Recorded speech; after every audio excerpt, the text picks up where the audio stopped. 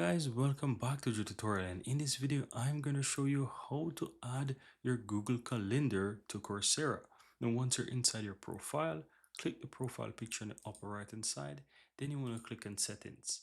Now here you want to click on the left hand side calendar sync, and here you have Google Calendar. Simple click on that, and this is going to open up your Google Calendar with a pop-up. So you simple click on add, and here you can choose whichever mode you want. So let's use a light mode, for example.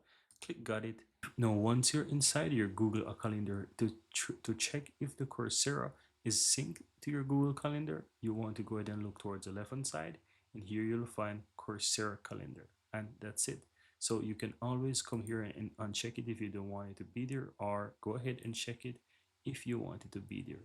And whatever you do inside your Coursera, whatever you're setting up there, you will have that show up in your Google Calendar.